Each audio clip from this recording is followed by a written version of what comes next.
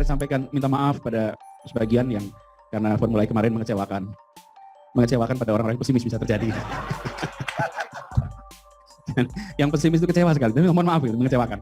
Kita sesungguhnya ingin membahagiakan semua orang gitu, tapi ada yang kecewa. Dan ini semua saya waktu itu sampaikan pada saat kita ngobrol di rumah.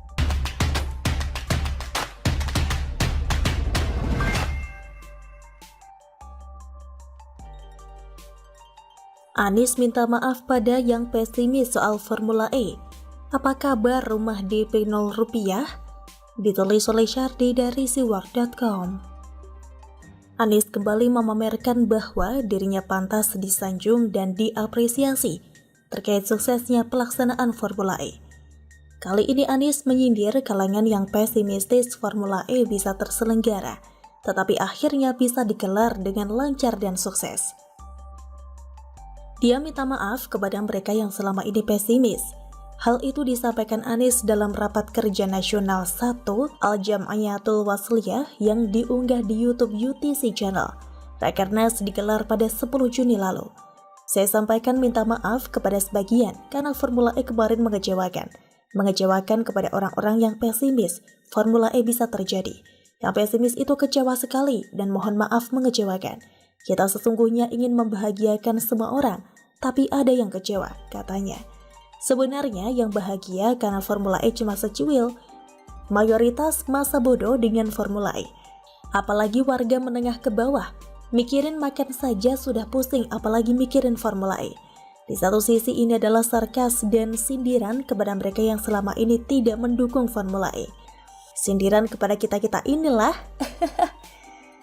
Bahasanya lumayan sih, mengingat dia terkenal jago memodifikasi kata dan mengolahnya dengan kalimat-kalimat yang enak didengar.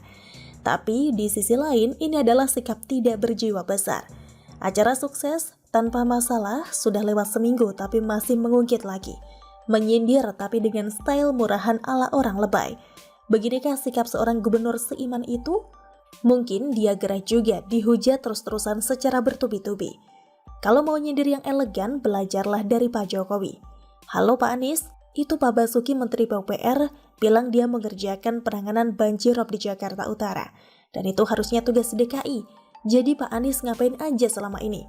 Pamer Formula E, pamer koleksi penghargaan kayak siswa pamer Piala Cerdas Cermat, pamer WTP 5 kali berturut-turut, pamer kemegahan JIS, banjir yang sangat serius tidak diperhatikan, malah dikerjakan menteri. Apakah masih punya malu jadi gubernur? Jadi gubernur hanya untuk cari muka dan mendulang simpati, demi ambisi kelewat batas kemampuannya sendiri. Kita bukan pesimis Formula E bisa berjalan sukses, tapi kita pesimis KPK bisa mengusut kasus dan kejanggalan di Formula E. Padahal banyak sekali yang tidak transparan.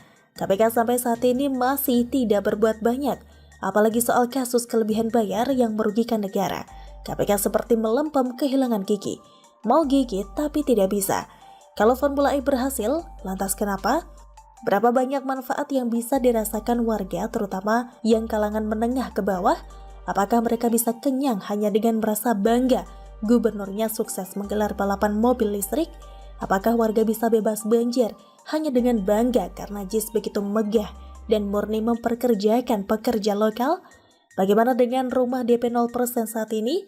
Programnya masih hidup atau mulai ditelantarkan? Toh sebentar lagi juga pensiun, mau diteruskan juga tidak ada gunanya lagi. Biarlah itu semua jadi tugas PJ gubernur atau gubernur terpilih selanjutnya. Yang penting Formula E dan JIS sudah cukup, pendukungnya cukup bodoh untuk dibuai dengan dua prestasi ini saja. Apalagi bagi kelompok penjual agama, Anies seiman saja sudah cukup bikin kenyang, tidak usah makan 5 tahun. Yang penting masuk surga. Untuk apa kemewahan dan kemegahan di dunia fana ini kalau tidak bisa mendapatkan kafling surga? Lebih baik miskin dan tertipu lalu masuk surga ketimbang disejahterakan gubernur kafir tapi tetap masuk neraka. Warga Jakarta sudah merasakan makan euforia Formula E dan JIS. Mungkin mereka merasa rasanya lebih nikmat daripada makan di restoran kategori Michelin bintang 3. Pertanyaannya adalah, apakah warga wilayah luar Jakarta yang lain mau dipimpin oleh Anies yang cuma bermodalkan Formula E dan JIS? Kata dia, Formula E membahagiakan mereka yang optimis loh. Harus dukung loh. Kalau tidak mau dukung, setidaknya rahasiakan dan jangan umbar ke siapapun. takutnya diancam oleh kelompok situ. Mayatnya disuruh mandi sendiri, tidak bisa masuk surga pula. Bagaimana menurut Anda?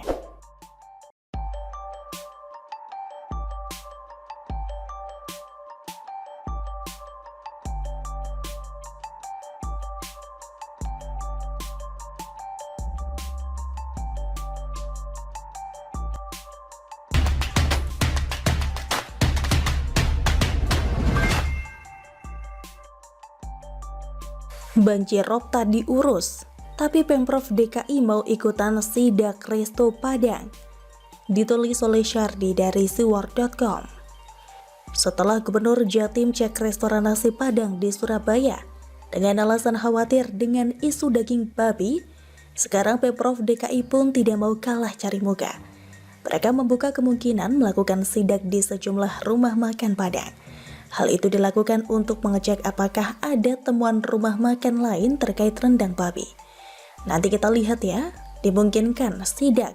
Tapi nanti kita akan lihat, yang penting masyarakat saling melengkapi informasi-informasi yang ada, kata Wagub DKI Jakarta Ahmad Riza Patria. Riza mengatakan masakan di rumah makan Padang selama ini dijamin kehalalannya. Untuk itu, dia meminta pengusaha makanan dapat saling menghormati.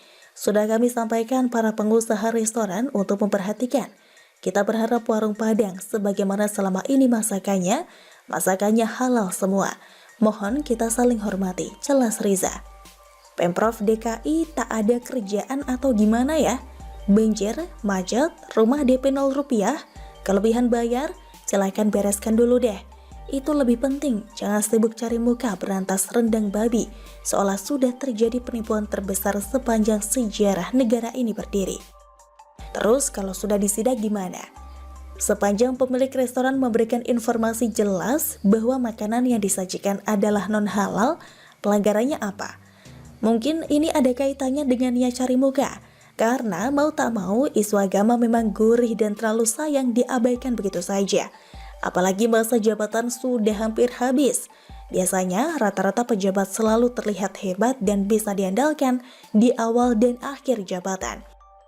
Mumpung masa jabatan sudah mau habis, mati-matian bikin wacana konyol begini. Malulah dengan negara lain yang sibuk memikirkan cara agar tidak jatuh ke resesi atau inflasi besar. Di sini isu rendang babi jauh lebih menakutkan, seolah ada asteroid besar mau menabrak wilayah Republik Indonesia. Sertifikasi itu setahu saya bertujuan untuk mencegah penipuan, misalnya makanan haram tapi dibilang halal. Dengan adanya sertifikasi halal, maka terjamin halal dan tidak perlu was-was. Kalau perlu, kalau jelas-jelas disebut non-halal dan